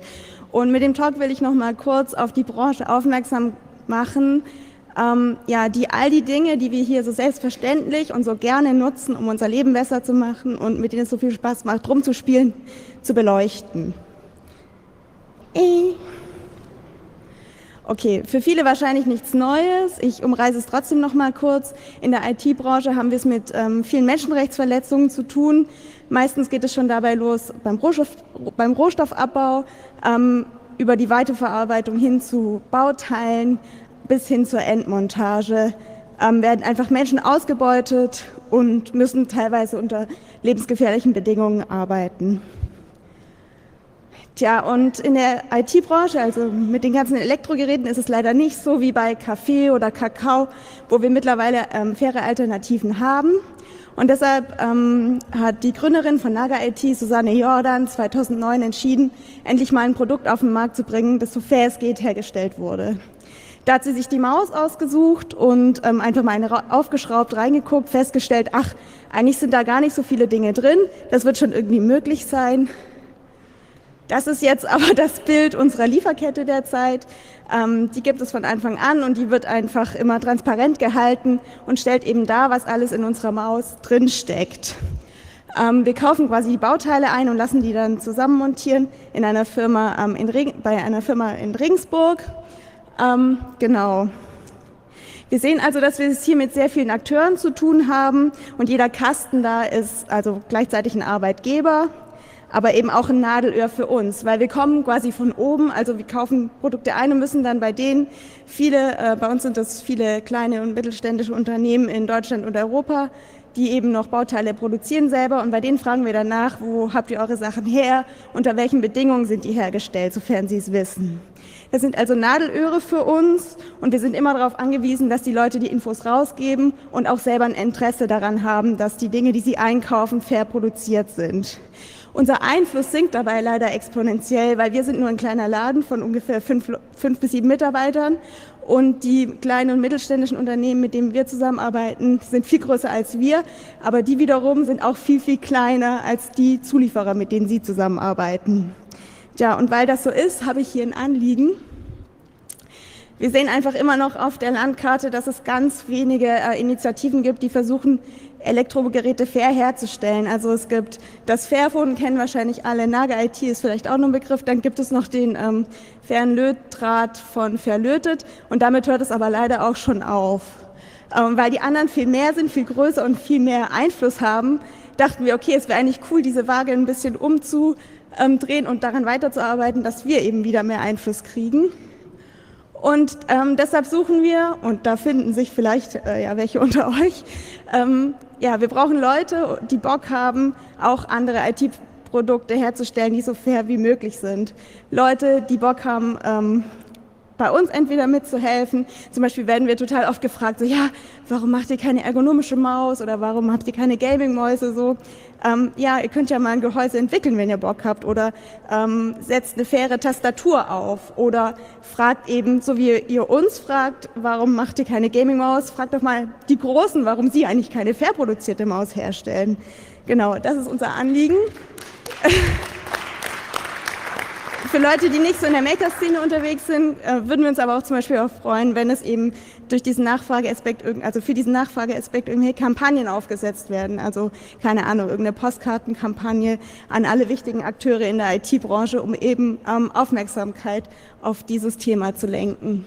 Genau. Und falls ihr gar keine Zeit habt, ist es einfach wichtig, dieses Thema im Hinterkopf zu behalten. So, es ist cool, diese Produkte zu haben und es sagt auch keiner, dass wir sie nicht nutzen sollen. Aber es ist total wichtig, die Leute im Hinterkopf zu behalten, die daran arbeiten, unter lebensgefährlichen Bedingungen, dass wir diese Produkte haben. Danke. Danke.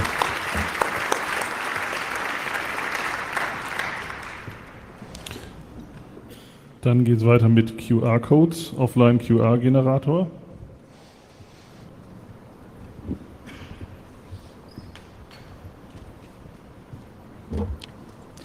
Ja, hallo. Also, stellt euch mal folgende Situation vor. Ihr seid im Browser, am Desktop oder am Laptop und ihr wollt euch halt irgendeine Seite oder sowas aufs Handy bringen oder zum Beispiel sogar ein Passwort auf das Handy. Und da möchte man ja meinen, dass ein QR-Code ein gutes Übertragungsmittel wäre, ist privat, man scannt es direkt ab und eigentlich kein Problem, klingt einfach. Da findet man dann zum Beispiel diesen JavaScript-QR-Code-Generator namens JavaScript-QR-Code und sieht vielversprechend aus, hat JavaScript im Namen, läuft also wahrscheinlich lokal. Es sagt sogar, es ist in purem JavaScript geschrieben, also nochmal stärker. Es sagt, es ist eine Mini-JavaScript-Bibliothek, um die berühmten QR-Codes zu generieren. Und es hat auch ziemlich viele Nutzer, so mit fast 5000 und guten Bewertungen. Okay. Habe ich mir also mal angeschaut, habe den Quellcode heruntergeladen und reingeguckt. Ja, das kam bei raus. Google, hallo! Ja, der QR-Code wird einfach mal an Google gesendet. Ja, das ist jetzt, das Add-on hat halt die JavaScript-Aufgabe, einen String an Google zu senden. Ja. Und ich möchte nicht sagen, dass das einzige Add-on ist. Nein, es gibt diese Fälle öfters. Hier ist das etwas transparenter gemacht. Hier ist das dann gleich als neuer Tab geöffnet mit chart.google APIs. Auch recht witzig. Aber ja, so privat möchte man das ja eigentlich nicht. Man sieht es natürlich auch wieder im Quellcode. Logisch. Und deswegen habe ich mir gedacht, ich entwickle mein eigenes Add-on, eigenes Browser-Add-on. Und das nennt sich Offline-QR-Code-Generator. Und das generiert es halt, wie der Name schon sagt, offline und privat. Das ist die Seite, die Add-on-Seite. Und es hat auch ein paar Usability-Features noch hinzugefügt, die ich bei anderen Add-ons nicht gefunden habe. Man kann zum Beispiel direkt mit Rechtsklick machen und im Kontextmenü QR-Code von Link auswählen, da den QR-Code erstellen. Das gleiche auch mit Textauswahl. Oder man speichert den QR-Code direkt, das ist auch kein Problem. Es lässt sich zum Beispiel auch Größen verändern, also der QR-Code ist größenveränderlich, dass man den auch in unterschiedlichen Größen abspeichern kann oder einfach größer ziehen kann. Man hat einige Optionen, SVG oder Canvas und ja, einige Optionen, die man da auswählen kann. Und ja, wenn ihr den haben wollt, dann downloadet ihn doch einfach mal. Aktuell nur für Firefox verfügbar unter dem Link. Ich akzeptiere aber natürlich auch gerne Pull-Requests, falls ihr irgendwie andere Browser-Unterstützung hinzufügen wollt. Ich hatte schon mal geguckt, bei Chrome bzw. Chromium ist das manchmal ein bisschen schwer, weil da so ein paar APIs noch nicht so passen für ein paar Features, die ich nutze. Aber ja, ich akzeptiere auf jeden Fall Pull-Requests. Downloadet ihn euch, der ist kleiner als 200 Kilobyte und ziemlich leichtgewichtig. Ja, ihr findet mich auch unter den angegebenen Adressen. Upsala. Unter den angegebenen Adressen. Und ja, ich hatte dann zum Beispiel auch noch darauf Wert gelegt, dass die Permissions, also die Berechtigungen, die man ja bei den Add-ons hat, dass ich da keine sichtbaren erfrage. Also man kann die wirklich ohne zusätzliche Permissions oder so installieren. Das ist bei anderen QR-Code-Generatoren zum Beispiel auch nicht so. Die möchten dann einfach auf alle Tabs zugreifen. Ich greife nur auf den aktiven Tab zu und damit geht das vollkommen ohne Probleme und alle Features sind drinne. Dementsprechend ist das kein Problem. Ja, und genau, es ist auch mein erstes größeres Open-Source-Projekt und es sind auch schon einige Contributors schon gekommen, so im Hackathon gab es dann doch einige, die beigetragen haben. Das fand ich auf jeden Fall sehr nett, also schon mal Dank an euch, falls ihr jetzt irgendwie zuguckt. Und genau. Und ja, weitere Pull-Requests werden gerne akzeptiert und danke für die Aufmerksamkeit. Danke.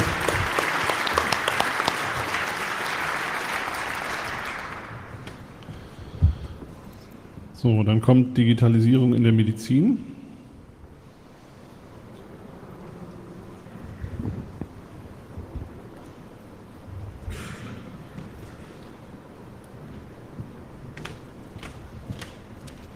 Das wäre das 8. Bitte? Das Das wäre das 8. Dia. Ach, Entschuldigung. Ach, danke. Jetzt sind wir am Anfang. Alles klar.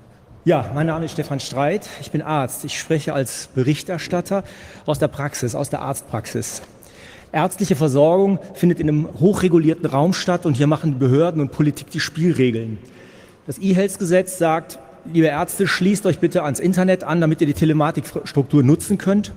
Und die Landesdatenschutzbeauftragte NRW sagt, nein Ärzte, ihr dürft auf keinen Fall eure Praxisrechner mit Patientendaten ans Internet anschließen, weil das verstößt gegen die Spielregeln. Die DSGVO sagt, für jede ärztliche Datenübertragung von einem Arzt zu einem anderen ist eine anlassbezogene Bevollmächtigung erforderlich. Wie es zu so einer Konstellation kommen kann, macht vielleicht hier diese Aussage des Präsidenten des BSI deutlich. Letzten Endes gesteht er damit ein, digitalisierte Daten in einem Netzwerk können technologisch schlicht und ergreifend nicht geschützt werden. Betrachtet man Daten als Sache, findet Digitalisierung in der Medizin in folgendem Kontext statt. Weiße Datennutzung, das ist alles das, wofür wir diese Daten erhoben haben, in der Sprechstunde, die zweckgebunden erhoben wurde, ist illegal, letzten Endes sanktionsbelegt und deutlich erschwert. Graue Datennutzung ist alles das, was per vorgehaltener Einwilligungserklärung abgepresst wurde oder was irgendwann mal ungewollt öffentlich geworden ist unreguliert und auf eine sonderbare Weise legal. Schwarze Datennutzung ist illegal, aber attraktiv und überhaupt nicht reguliert. Digitalisierung in der Medizin sieht gegenwärtig so aus. Ich wollte das immer schon mal auf einer großen Leinwand sehen. Wie kann es gehen? Also, der biopsychosozio-informationelle Gesundheitsbegriff fasst Daten als Teil der Gesundheit auf. Was Krankheit ist, biologische Krankheit, ist irgendwie jedem klar. Psychische Erkrankung wäre Angst, soziale Erkrankung wäre Armut und informationelle Krankheit würde man als eine beschädigte Datenwolke bezeichnen. Das immer dann, wenn das, was andere über mich wissen, mich beschädigt, dann bin ich informationell erkrankt.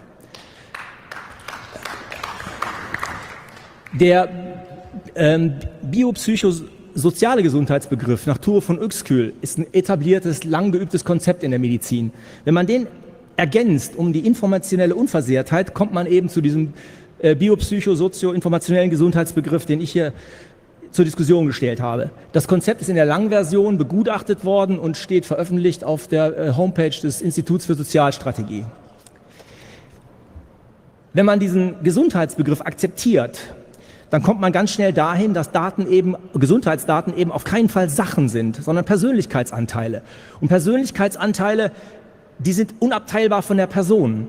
Die sind schutzwürdig und die sind unveräußerbar. Das heißt, ein Handel damit ist letzten Endes völlig undenkbar. Und parallel zu diesen ganzen Sachen läuft im Moment so eine Organspendediskussion. Da gibt es unglaublich wichtige Parallelen, die da in der Zukunft auch noch zu diskutieren werden. Nimmt man den dritten Aspekt, der aus der DSGVO hervorgeht, nämlich die Zweckbindung, wird man nie wirklich ernst nehmen. Dann dürfen Daten aus der ärztlichen Sprechstunde einfach nur für ärztliche Sprechstunde verwendet werden und für keinen anderen Zweck. Jeder, der diese Daten verwenden möchte, muss zeigen, dass er einen Provenienznachweis hat oder diese Daten neu erheben. Dann ist das okay. Wenn man diese drei Dinge in Anschlag bringen würde, dann haben wir eine DSGVO-konforme Situation. Die Telematikinfrastruktur, die ja überall gepredigt wird, um eine digitale Gesundheitsakte voranzutreiben, das war gestern schon Thema, wäre völlig problemlos möglich, was sie jetzt auf keinen Fall ist. Und die DSGVO würde die Menschen tatsächlich vor den Datenkraken schützen. Und wir hätten prompt so eine Situation. Weiße Datennutzung wäre legal, rechtssicher und auch komfortabel möglich. Graue Datennutzung wäre nur noch äußerst begrenzt denkbar, weil sie hochreguliert wäre und auch Sanktionen möglich wären. Und schwarze Datennutzung wäre zwar weiterhin möglich, aber viel, viel unattraktiver, weil letzten Endes der Markt der grauen Datennutzung ausgetrocknet wäre. Ups. Digitalisierung in der Medizin und in der Arztpraxis geht also genau auf diese drei Punkte zurück.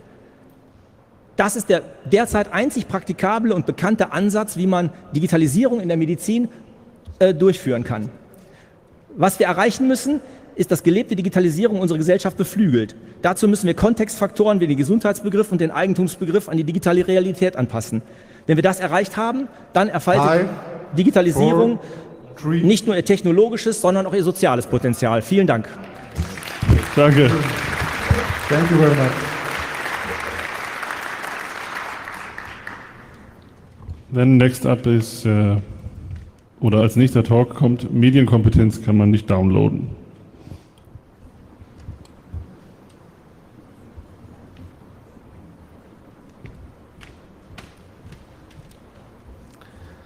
So.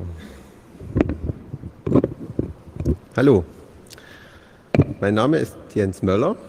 Ich spreche heute darüber, warum man Medienkompetenz nicht downloaden kann. Und hier schließe ich auch Technikkompetenz mit ein. Aber was meine ich eigentlich damit? Ja, 2 Komponenten. Kompetenz im Umgang. Kann ich Medien und Technik nutzen? Bin ich in der Lage, aus dem Angebot das für mich Passende auszuwählen? Darüber hinaus kritische Auseinandersetzung. Kann ich denn das Angebot selbst in Frage stellen? Und kann ich alternative Möglichkeiten sehen und auch nutzen?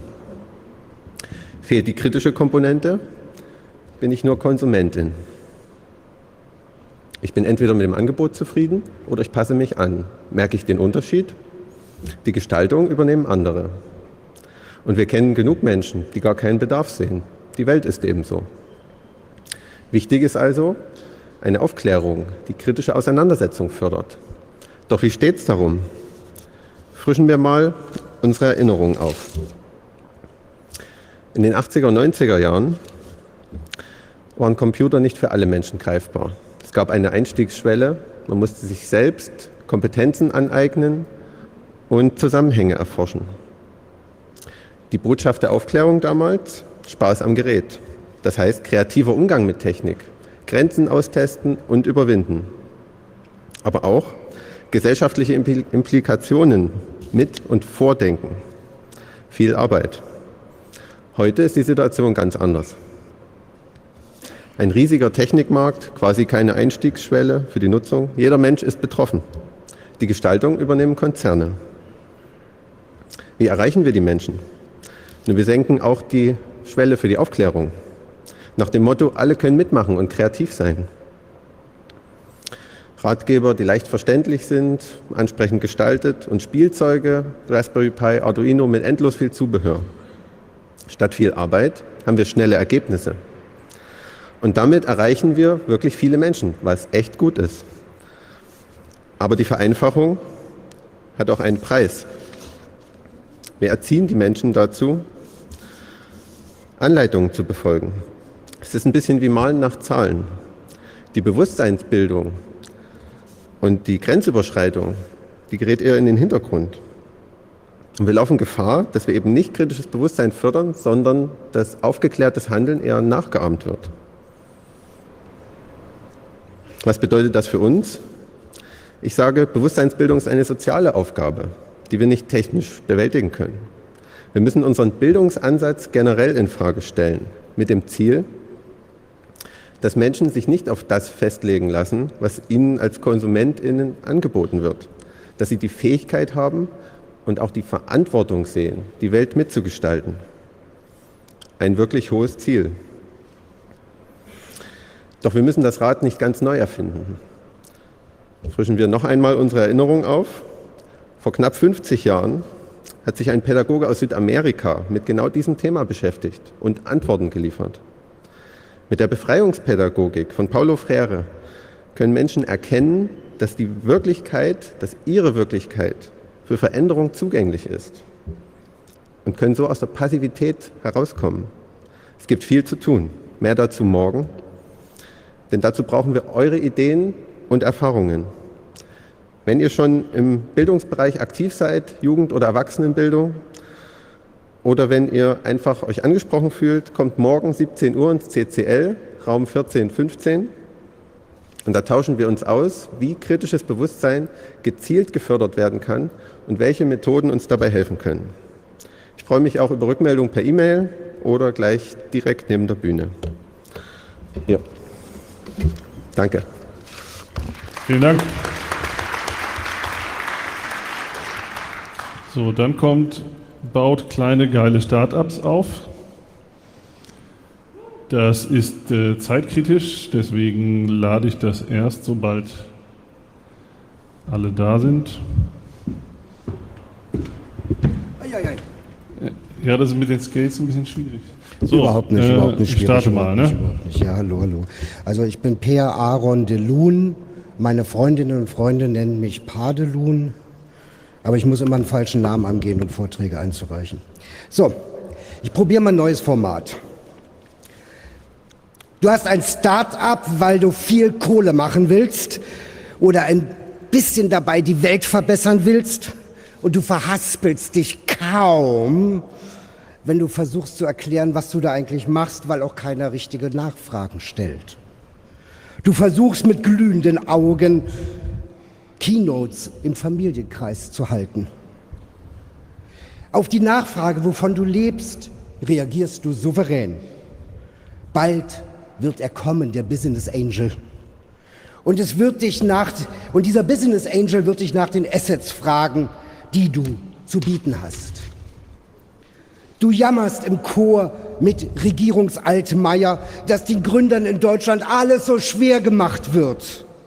Du klabasterst mühsamst Code zusammen, klaust dir hier und da freie Software, die doch letztendlich nur Open Source ist. Schon bald hast du ein Mock-up deiner wunderbaren Fu-App. Ja, der Insta-Button, der funktioniert schon und der Facebook-Login und die Datenbank dahinter, die klappt auch schon ein bisschen irgendwie. Das ist alles richtig cooler Fu.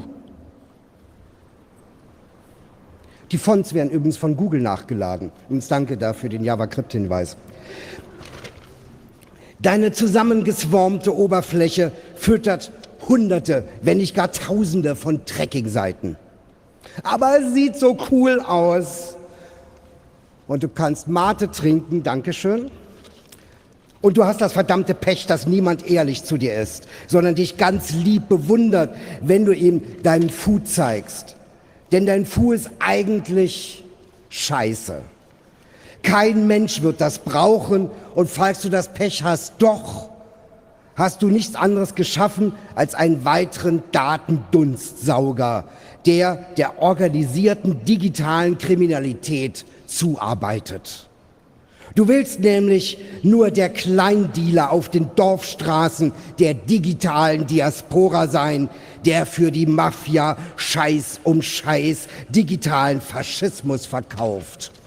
Ich glaube, da stand Schuss um Schuss, aber du bist ein Nichts. Und jedes Mal, wenn dich jemand damit anheizt, dass wir ein deutsches Google brauchen und das bisher noch nicht geschaffen wurde und dir im Hinterkopf dieser dumme Satz dein Großhirn zertrümmert, wirst du kleiner und kleiner und deine einzige Hoffnung ist, eine Lehrerin oder einen Lehrer zu heiraten, um über die Runden zu kommen. Denn es braucht kein deutsches Google.